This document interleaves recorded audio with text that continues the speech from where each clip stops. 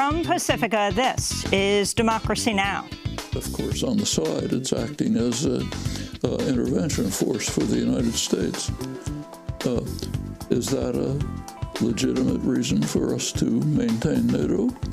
To be an instrument for a U.S. global domination? I think that's a rather serious question.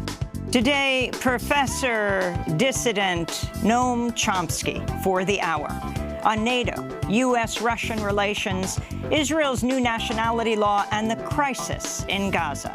The United Nations, other analysts predict that by the year 2020, Gaza will literally be uninhabitable. That's 2 million people, half of them children. Noam Chomsky for the hour. All that and more coming up. Welcome to Democracy Now!, democracynow.org, the War and Peace Report. I'm Amy Goodman. In California, at least 8 people have died as climate change-fueled wildfires rage statewide. Among the dead are 2 firefighters, as well as a 70-year-old woman and her 4- and 5-year-old great-grandchildren. In total, firefighters are battling 17 wildfires blazing across California, engulfing more than 200,000 acres and forcing mass evacuations, including in Yosemite National Park. Wildfires are also surging across parts of Arizona, Colorado, Idaho, and Oregon. In more climate change news, the Indian government says more than 500 people have died as a result of flooding and heavy rains in recent weeks. Scientists have linked increased flooding and rainfall to climate change. North Korea has returned some of the remains of U.S. soldiers killed during the Korean War in the latest diplomatic step between the U.S. and North Korea. North Korean leader Kim Jong-un agreed to the repatriation of remains during the historic summit between him and President Trump last month. This is Trump speaking Friday. At this moment, a plane is carrying the remains of some great fallen heroes from America back from the Korean War. They're coming back to the United States. Mike Pence, our wonderful vice president, will be there to greet the families and the remains. And I want to thank Chairman Kim for keeping his word. President Trump is threatening to shut down the government if Congress doesn't allocate $25 billion for the border wall between the U.S. and Mexico. Trump tweeted Sunday, "I would be willing to shut down government if the Democrats do not give us the votes for border security, which includes the wall, must get rid of lottery, catch and release, etc., and finally go to system of immigration based on merit. We need great people coming into our country," the president tweeted. Congress has until September 30th to agree on a spending bill to avoid a federal government shutdown. In Los Angeles, federal judge Dolly G. has mandated the appointment of an independent monitor to force the Trump administration to improve health and safety standards in child immigrant detention centers. The court order comes after lawyers provided testimony from migrants who said they've been subjected to widespread abuse inside detention, including being kicked in their sleep, forced to drink toilet water, provided only spoiled food, and denied medical treatment.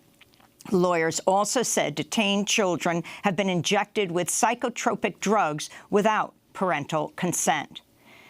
A Boston Globe investigation has revealed the existence of a domestic surveillance program run by the Transportation Security Authority, or TSA, which has been surveilling U.S. citizens on planes and in airports since 2010. Under the program called Quiet Skies, federal air marshals collect information about U.S. travelers, including common behavior like using the bathroom repeatedly, sleeping on flights, or sweating heavily. In response, the ACLU said, quote, "Such surveillance not only makes no sense, it's a big waste of taxpayer money and raises a number of constitutional questions."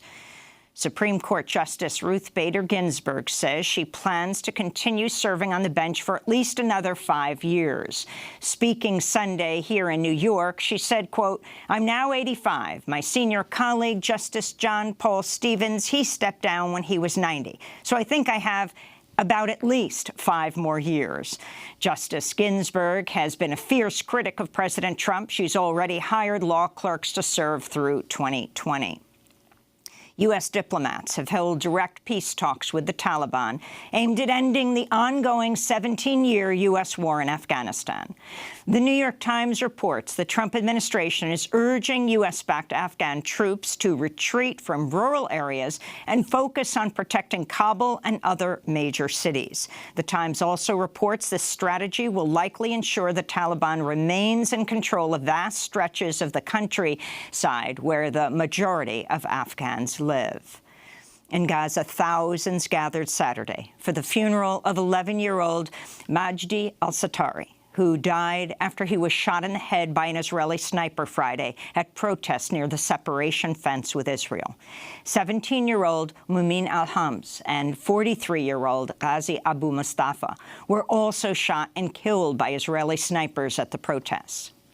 Israeli soldiers killed at least 150 Palestinians since the Palestinians' nonviolent Great March of Return protests began on March 30th. Palestinian activist Ahed Tamimi has been freed from an Israeli prison after serving an 8-month term. The 17-year-old activist became a hero to Palestinians after a viral video showed her slapping an Israeli soldier near her family's home in the occupied West Bank. The incident came just after Tamimi learned her cousin had been gravely wounded by an Israeli soldier who shot him in the head using a rubber-coated steel bullet. This is Ahed Tamimi speaking after her release. My plans for the future are to continue my university studies. I will study law to address the causes of the country in all of the international forums, and to represent the prisoners' causes, and to talk about it to the whole world and in the international courts. The Trump administration has lifted restrictions on $195 million in military aid for Egypt that it had previously withheld over concerns about Egypt's human rights record. This comes as an Egyptian court sentenced 75 people to death for participating in a 2013 sit-in protesting the overthrow of President Mohamed Morsi. More than 1,000 protesters were killed when soldiers opened fire on the sit-in protest in Cairo.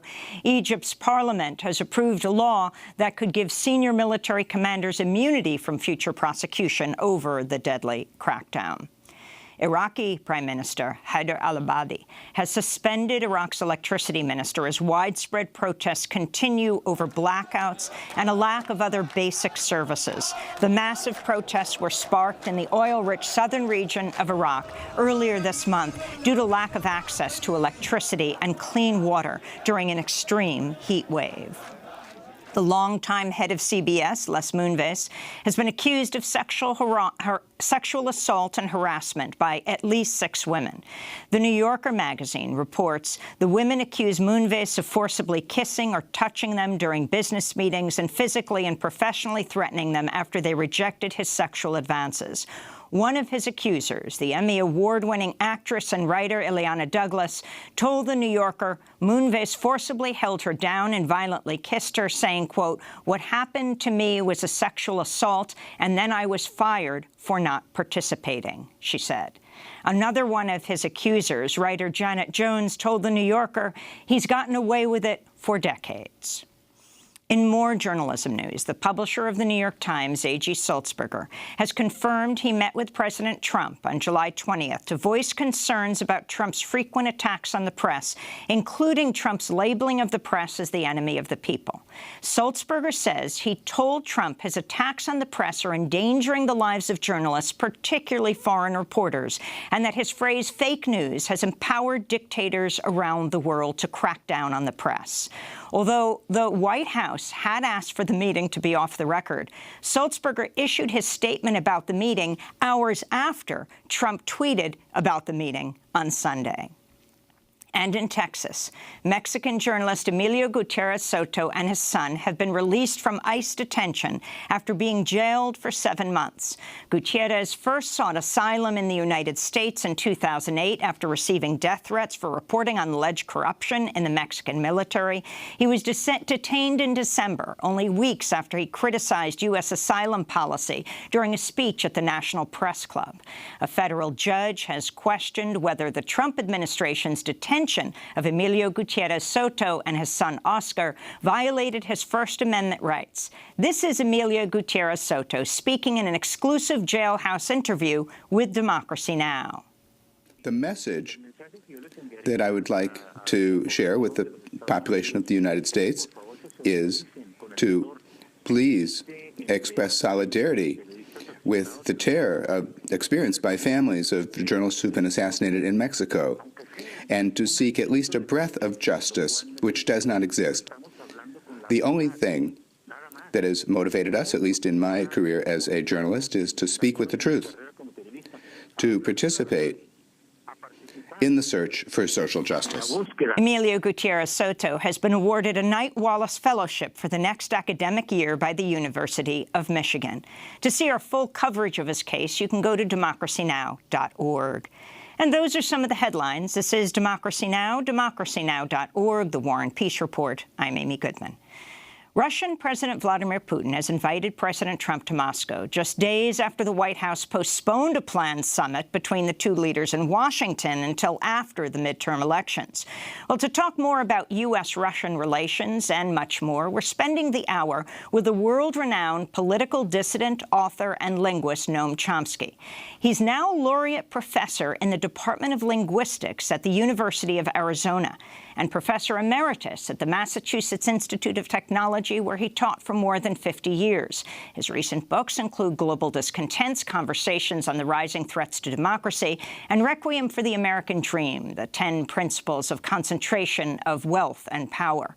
He joined us from Tucson, Arizona last week. I asked him about the recent Trump-Putin summit in Helsinki and played for him a short pinwheel of U.S. media coverage of the summit.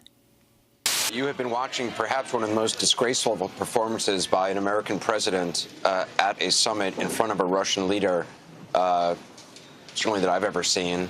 All of you who are watching today will be able to tell your friends, family, your children, your grandchildren you were watching a moment of history. It may not be for the right reasons. This Helsinki summit was one for the history books. President Trump's refusal to challenge the Russian strongman drew widespread condemnation from members of his own party and administration. This summit that might have been about U.S. condemnation instead ended with President Putin giving President Trump a soccer ball from the World Cup and Mr. Trump handing Putin a gift of absolution. So that was CBS's Norah O'Donnell, George Stephanopoulos of ABC News, and CNN's Anderson Cooper reporting after the July 16th joint press conference with Trump and Putin. I asked Noam Chomsky for his response to the Helsinki summit. Trump has basically one principle, me first. That's almost all of his policies and wild statements and so on are perfectly well explicable within under the assumption that that's what's driving him.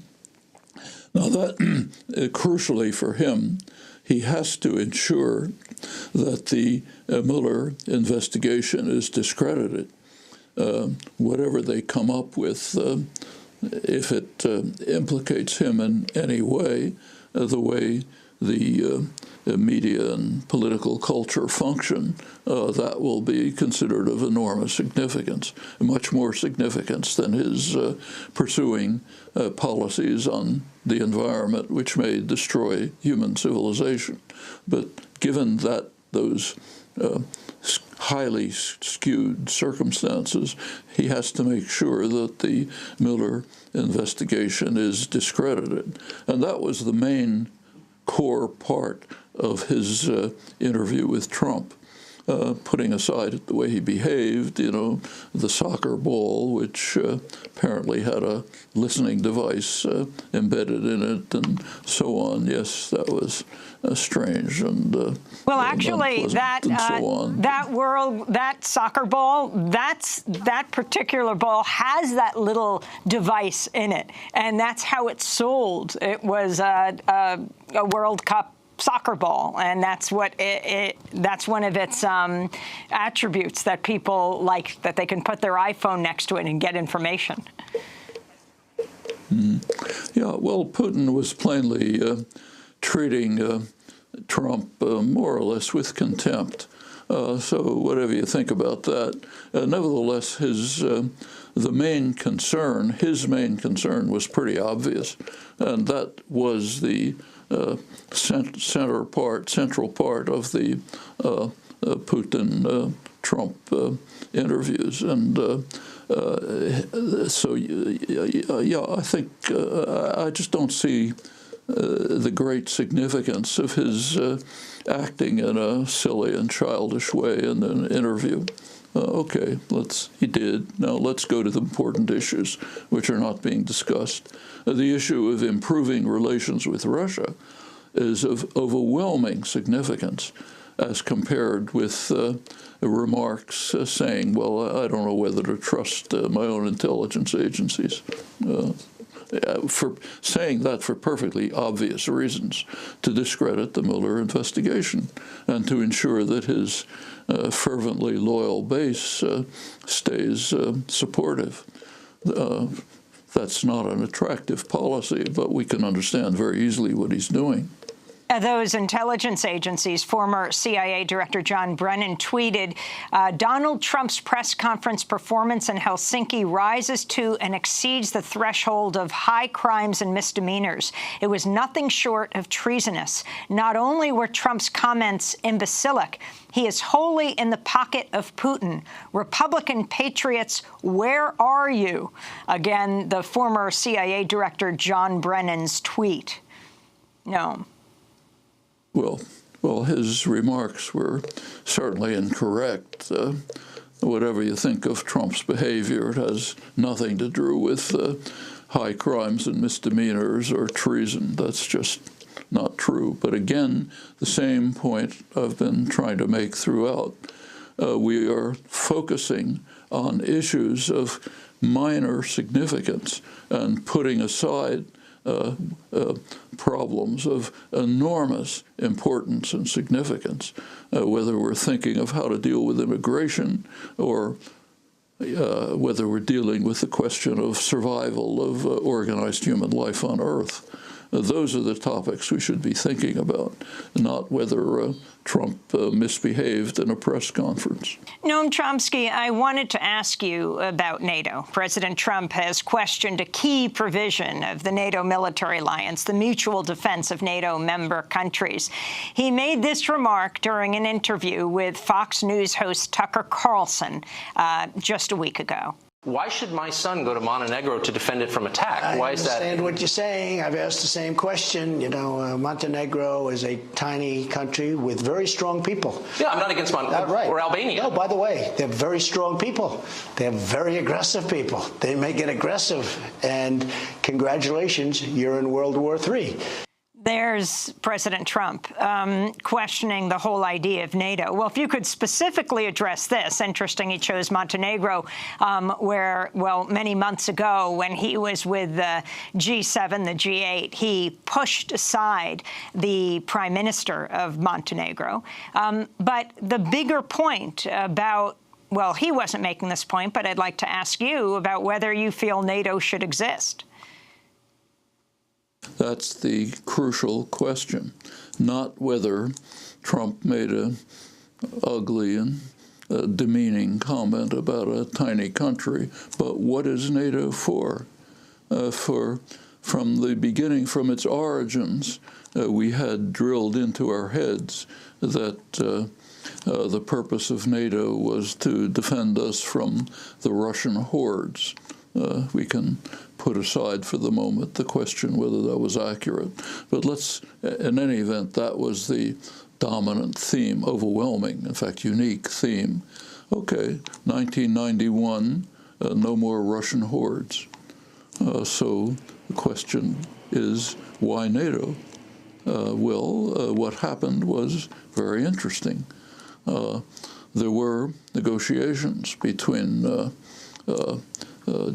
George Bush the first, James Baker, Secretary of State, Mikhail Gorbachev, Genscher and Kohl, the Germans, on how to deal with this was after the fall of the Berlin Wall and the beginning of the collapse of the Soviet Union. Gorbachev made an astonishing concession. Astonishing. He agreed to allow Germany, now unified, to join NATO, a hostile military alliance. Just look at the history of the preceding years. Germany alone had practically destroyed Russia at an extraordinary cost several times during the preceding century. But he agreed to allow Germany, to rearm Germany to join NATO, a military alliance that was set up to counter Russia. There was a quid pro quo, namely that NATO meaning NATO means basically U.S. forces, and not expand to East Berlin, to East Germany. And nobody talked about anything beyond that. Baker and Bush verbally agreed to that. They didn't put it in writing, but they essentially said, yeah, we will. In fact, the phrase that was used was not 1 inch to the east. Well, what happened? NATO immediately moved to East Germany. Under Clinton, other countries, former Russian satellites were introduced into NATO. Finally, NATO went so far as I mentioned before, 2008, again 2013, to suggest that even Ukraine, right at the heartland of Russian strategic concerns, any Russian president, didn't matter who it was, any Russian leader, that they join NATO. So what's NATO doing altogether? Well, actually, its mission was changed. The official mission of NATO was changed to become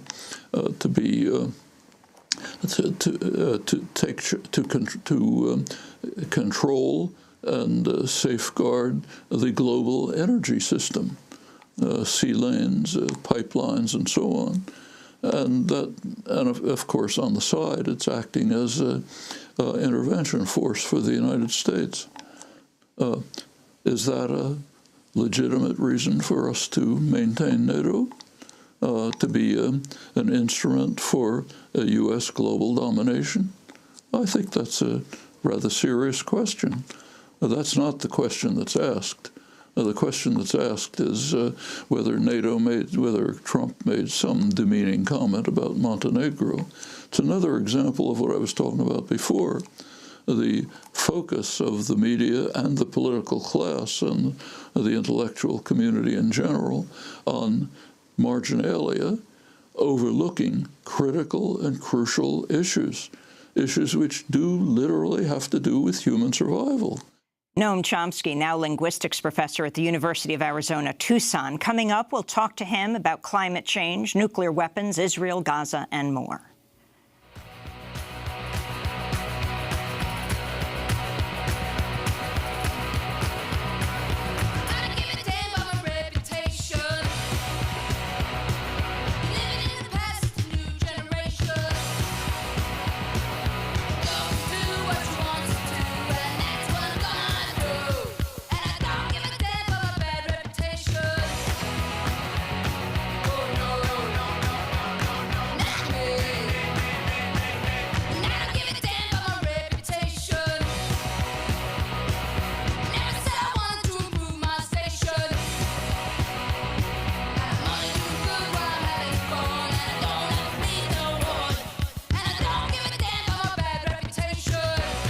Bad Reputation by Joan Jett here on Democracy Now!, democracynow.org, The War and Peace Report. I'm Amy Goodman as we return to our conversation with the world-renowned political dissident, professor, linguist Noam Chomsky. We can't overemphasize the fact that we're in a unique moment of human history. In fact, we have been ever since 1945. 1945, human history changed dramatically. August 1945, humans demonstrated that their vaunted intelligence had created means to destroy life on Earth. Didn't quite have it yet at that point, but it was obvious that it was going to extend and expand as it in fact did. A couple of years later, 1947, the Bulletin of Atomic Scientists established its famous doomsday clock. How far are we from midnight? Terminal disaster. It was set at 7 minutes to midnight. It once reached 2 minutes to midnight, 1953, when the U.S. and then the Soviet Union detonated thermonuclear weapons, which do have the capacity to essentially destroy life. Then it's oscillated variously. It's now back at 2 minutes to midnight. With an addition, it was not known in 1945 that we were not only entering the nuclear age, but entering a new geological epoch, what geologists call the Anthropocene, an epoch in which human activity is having severe and deleterious effects on the environment in which human and other life can survive. We also entered into what's now called the sixth extinction, rapid extinction of species, which is comparable to the fifth extinction 65 million years ago when a huge asteroid hit the Earth. We know the World Geological Society finally settled on the end of World War II as the onset of the Anthropocene, sharp escalation and destruction of the environment. Not only global warming, carbon dioxide, other greenhouse gases, but also such things as plastics in the ocean, which are predicted to be greater than the weight of fish in the ocean not far in the future. So we're destroying the environment for organized human life. We're threatening a terminal disaster with regular nuclear confrontations. Anybody who's looked at the record, which is shocking, would have to conclude that it's a miracle that we've survived this long. Human beings right now, this generation, for the first time in history, have to ask, will human life survive? And not in the far future. Now, will organized society. Those are the issues we should be concerned with. These are, everything else pales in significance in comparison with this. And going back to NATO, well, what is it doing? It expanded to the Russian border. If you take a look at Trump's policies from a geostrategic point of view, they're totally incoherent. I mean, on the one hand, he's making nice to Vladimir Putin. On the other hand, he's escalating the threats against Russia and hence to ourselves as well. Arms to Ukraine, serious threat to Russia, increasing forces at the Russian border. The Russians are doing the same on the other side. Military maneuvers, the new nuclear program which he's instituted, which is a severe threat to Russia and indeed the world. Already under Obama, the modernization programs had reached the level where they were posing a literal first strike threat to Russia. That's important work on that has appeared in the scientific journals, Bulletin of Atomic Scientists. Trump is escalating it. even more modernization of extremely dangerous forces, also significantly lowering the threshold for nuclear war, also new weapons, which are supposedly tactical nuclear weapons, which are, as any nuclear strategist can tell you, are just incentives for escalation to final disaster. These are enormous threats against Russia, ourselves as well, combined with being polite to Putin at a press conference. Geostrategically, this makes no sense. So, I mean, it all makes perfect sense. Trump has gone after a different assumption. Trump has gone after NATO allies from, Britain to Germany, and before that, Macron in France, and as well as Trudeau in Canada. But he also, while questioning NATO, says he's questioning because he simply wants them to spend more money, and actually named the weapons manufacturers in the United States that he wants them to spend more money on, saying they should spend 4% of their budgets on weapons. If you could comment on this. In other words, if you're looking for a serious strategy behind this, you're looking in the wrong place. That's not what lies behind it. None of this makes sense from a strategic point of view. None. It's all contradictory and coherent and so on. That should tell us something. Let's look somewhere else. And it all makes perfect sense on the assumption that he's driven by one overwhelming concern, himself. All of this makes sense for a megalomaniac who wants to make sure that he has power, he has wealth, has to appeal to a number of constituencies to make sure he's supported. One constituency is the overwhelmingly hawkish establishment, expand NATO, build up the military system, modernize nuclear weapons, and so on. Okay, he's got them in his pocket. The crucial constituency is, and his actual one, are the corporate sector and the super rich. And he's just lavishing gifts on them while he's prancing in front of the media, and the media are helping him out by focusing on him. His minions in Congress are carrying out sheer robbery. I mean, it's unbelievable if you take a look at it point by point. I mentioned a couple of examples before. Then he has to maintain a voting base, otherwise he's out. And he does that by posturing. I'm going to confront NATO, make them pay more so they won't be robbing us anymore. Great. I'm going to confront China, stop stealing our intellectual property. Great. I'm going to put tariffs on everybody. I'm defending you guys, workers' rights. Point by point, it all falls into place.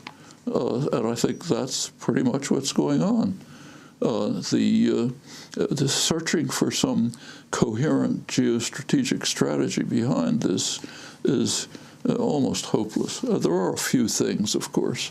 The effort to construct an alliance of the most reactionary Middle Eastern states against Iran, Saudi Arabia, Israel, United Arab Emirates, Egypt under the dictatorship. It's a crazy but coherent strategy. I should say that one corollary to the me first doctrine, which has been observed over and over, is that if Obama did something, I've got to do the opposite. Doesn't matter what it is. Doesn't matter what the consequences are. Otherwise, I'm not a transformative president, a significant president. Let me ask you about Israel right now. Israel's passage of the new law that defines Israel as the nation-state of the Jewish people and gives them the sole right to self-determination. The law also declares Hebrew the country's only official language and encourages the building of Jewish-only settlements in the occupied territory as a national value. This is Israeli Prime Minister Benjamin Netanyahu. This is a defining moment in the annals of Zionism and the history of the State of Israel. We will keep ensuring civil rights in Israel's democracy. These rights will not be harmed, but the majority also has rights, and the majority decides. An absolute majority wants to ensure our state's Jewish character for generations to come.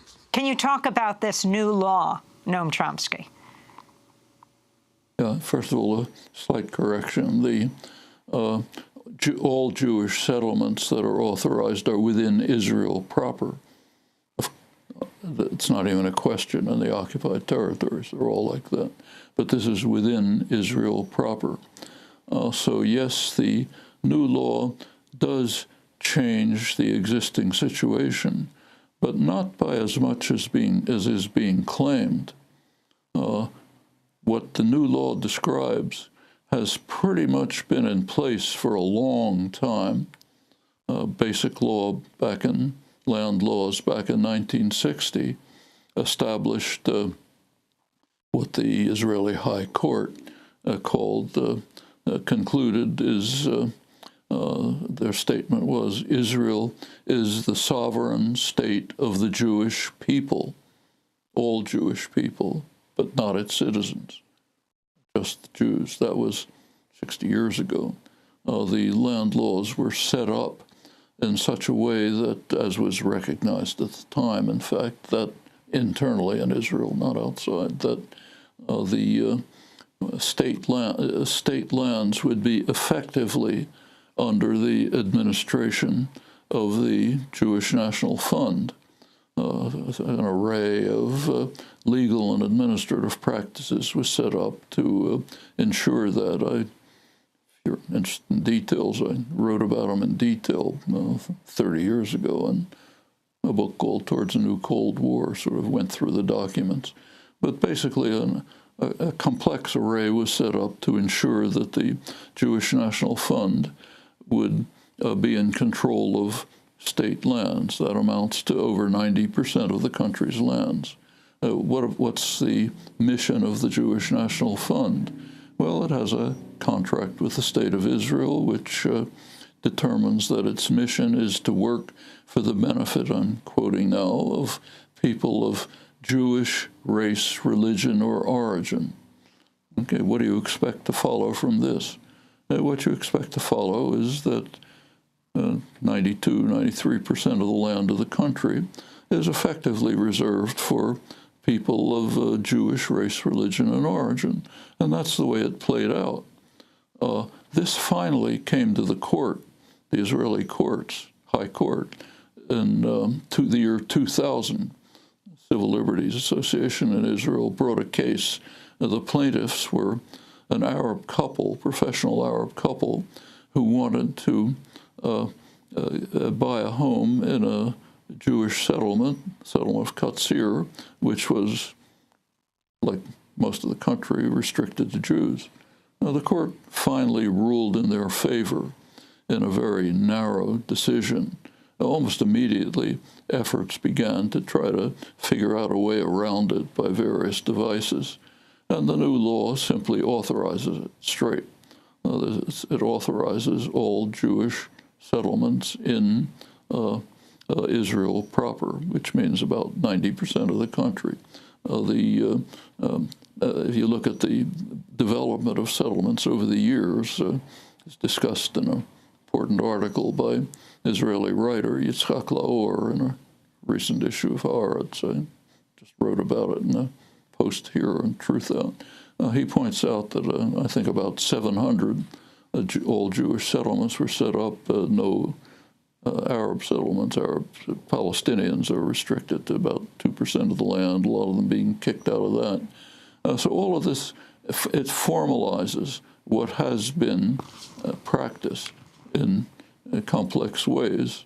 It does demote Arabic from being an official language to not having that status. It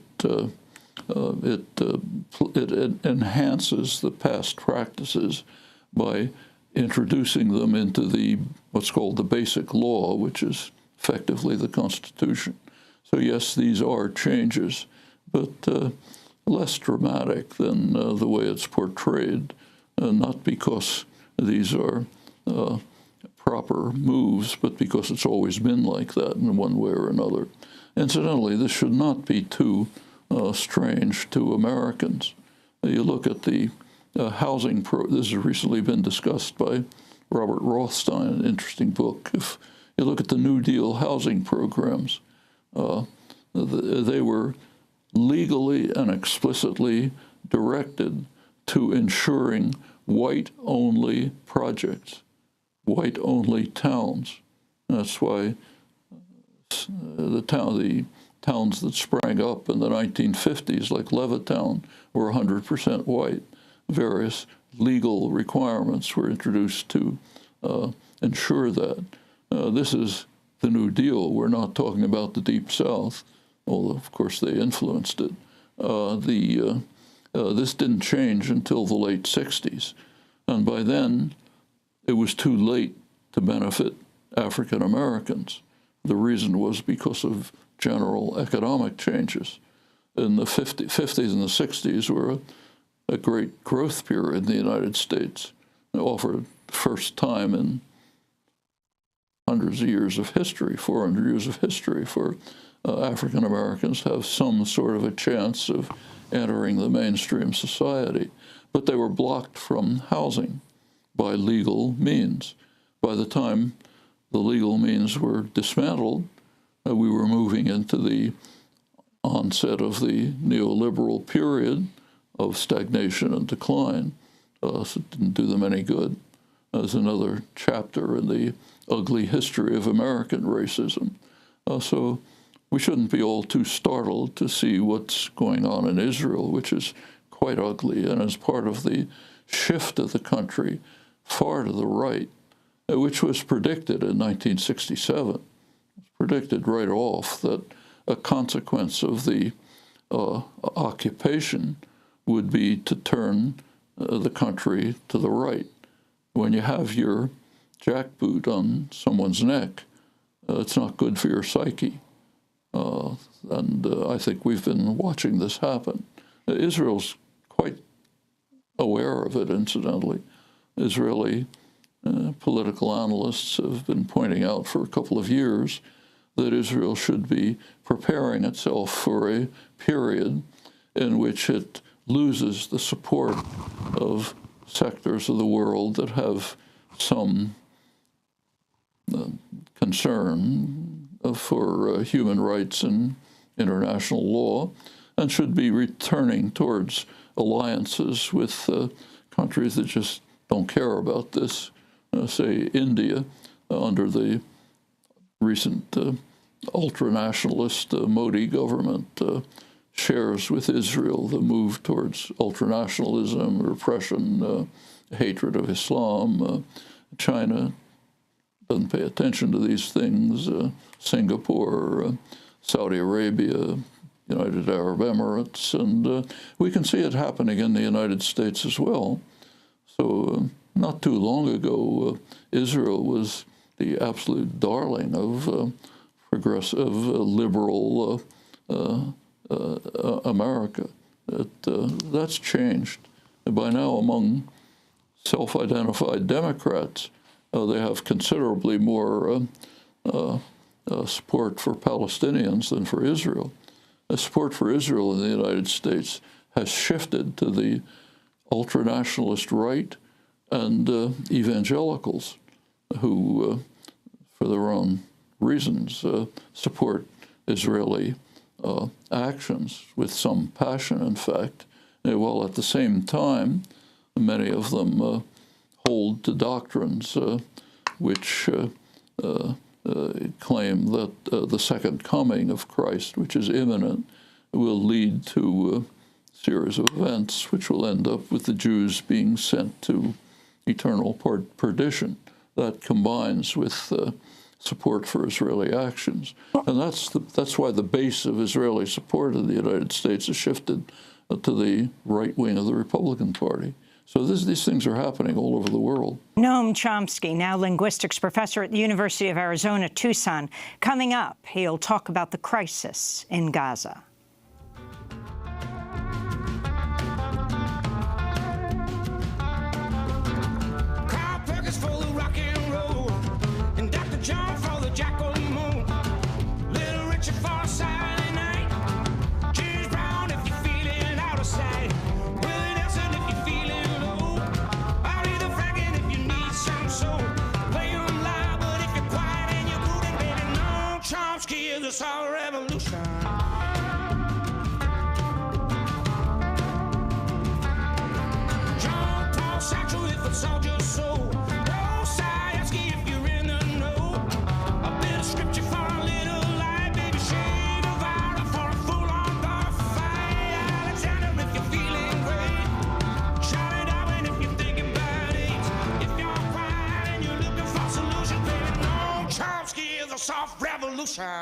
Noam Chomsky is a soft revolution by Foy Vance. This is Democracy Now! I'm Amy Goodman as we return to our conversation with the world-renowned dissident, linguist, and professor, Noam Chomsky.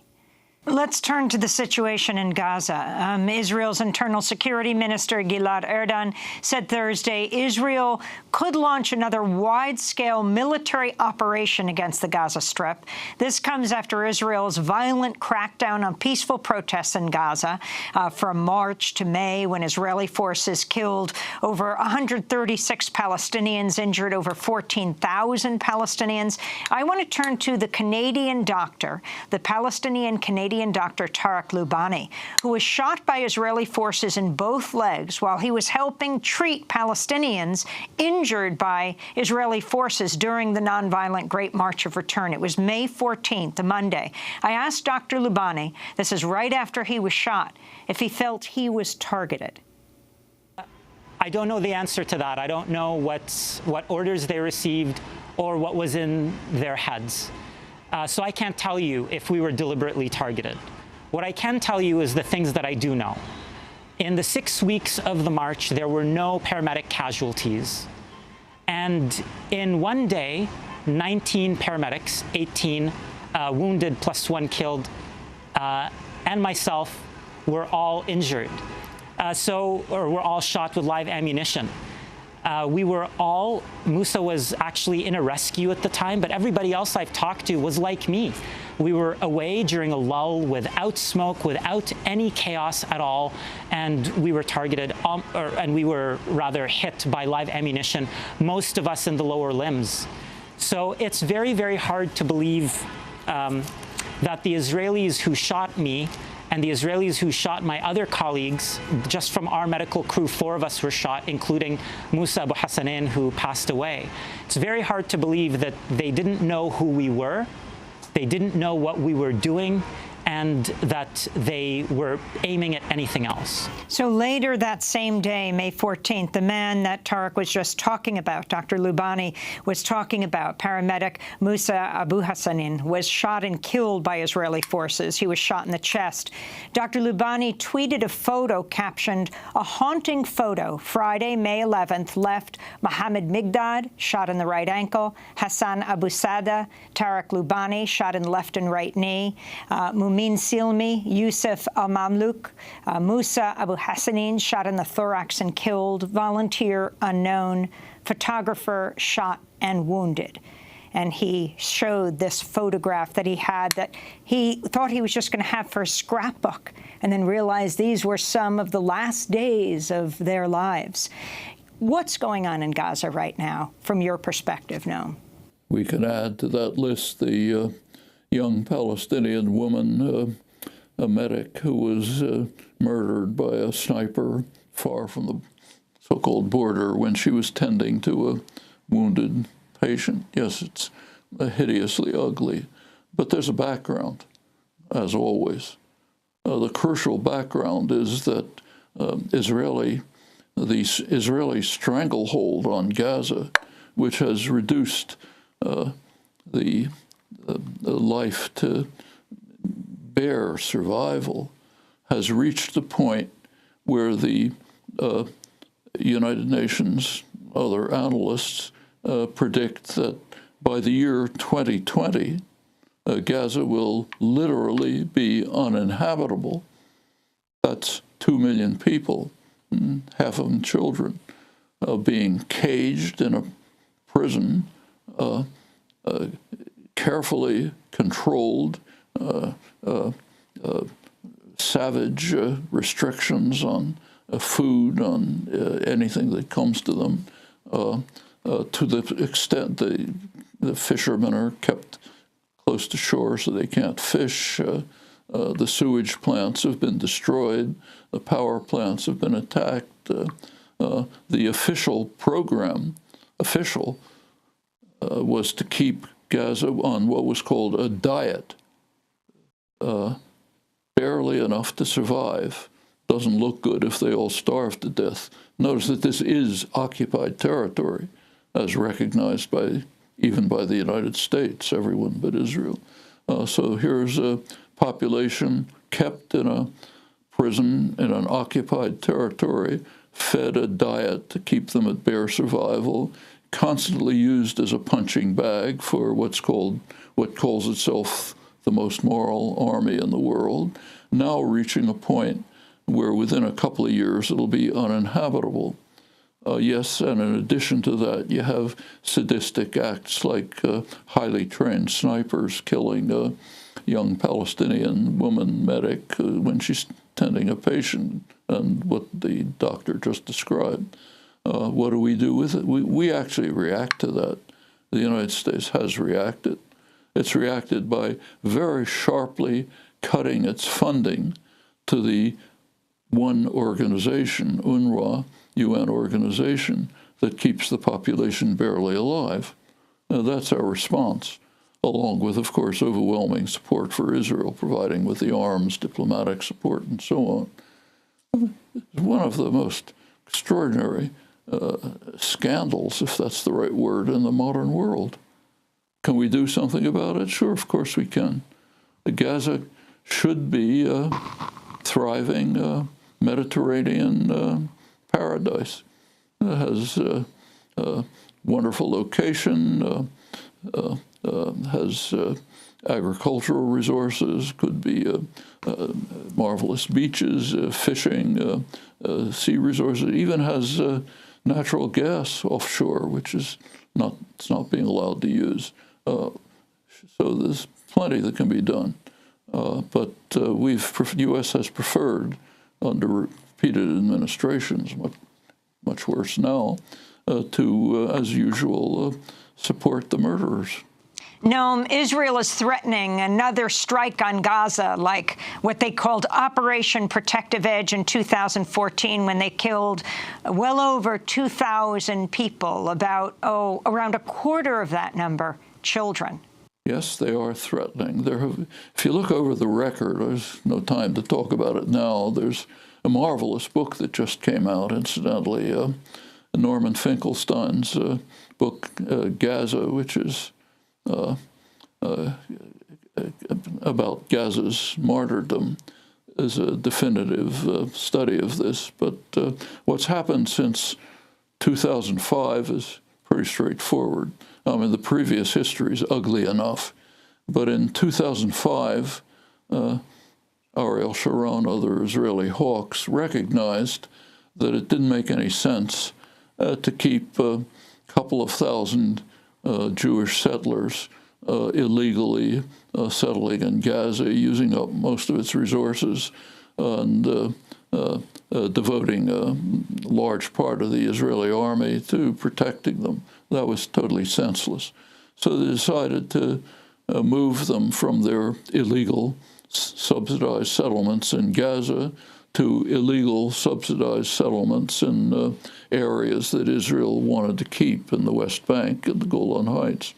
It was framed as a traumatic event, but that was a play for world opinion. It was basically a joke. Could have done it quite easily. And they pulled out, and that was called a withdrawal, but they remained under total Israeli occupation, just that the army wasn't inside Gaza, it was controlling it from the outside. There was an agreement reached in November 2005 between the Palestinians and Israel on a ceasefire, no violence, opening Gaza's seaport, rebuilding the airport that Israel had destroyed, opening the border so that there could be free flow between Israel and Egypt and so on. That agreement lasted a couple of weeks. That was November. In January, the Palestinians committed a major crime. They ran a free election, recognized to be free and fair, only one in the Arab world, but it came out the wrong way. The wrong people won, Hamas. Israel at once escalated violence, tightened the siege, increased the repression against Gaza, imposed the diet. The U.S. reacted by standard operating procedure, started to organize a military coup. Hamas preempted the military coup, which was an even greater crime. Violence, U.S.-Israeli violence increased, the savagery of the siege increased, and so on. And then it goes on like that. Repeatedly, there's an episode of what Israel calls mowing the lawn. Smash them up. They're defenseless, of course. Then there's an agreement reached, which Hamas accepts and lives up to. Israel violates it constantly. Finally, an Israeli escalation of the violation leads to some Hamas response, which Israel uses as a pretext for the next episode of mowing the lawn. I've reviewed this, Nor Finkelstein reviews it in his book, others have. That's been the history since 2005. So yes, there might be another one. But now we're reaching a point where it's almost terminal. Repeat, it's expected that the Gaza Strip, having been devastated so savagely over the years, will literally become uninhabitable. Now, there are ways to deal with this.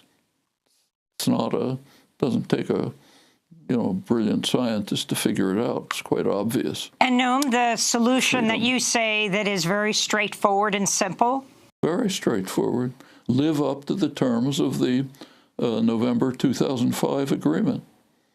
Allow Gaza to reconstruct, open the entry points to Israel and Egypt, rebuild the seaport that was smashed, rebuild the airport that Israel destroyed, allow them to reconstruct the power plants, let them become a flourishing Mediterranean site, and of course remember that the famous Oslo agreements required explicitly that the Gaza Strip and the West Bank be a unified territory, and that its territorial integrity must be maintained. Israel and the United States reacted at once by separating them. Okay? That's not a law of nature either. Palestinian national rights can be achieved if the U.S. Israel are willing to accept that. Noam Chomsky, the world-renowned political dissident, author, and linguist, now a laureate professor in the Department of Linguistics at the University of Arizona, Tucson. Chomsky taught for 50 years at the Massachusetts Institute of Technology. Visit DemocracyNow.org to watch our first full hour with Noam Chomsky discussing immigration, U.S. foreign policy in Latin America, and more. In the coming week, you'll hear Noam Chomsky on North Korea, Yemen, Iran, and more. And that does it for our broadcast. I'm Amy Goodman. Our website, democracynow.org. Thanks for joining us.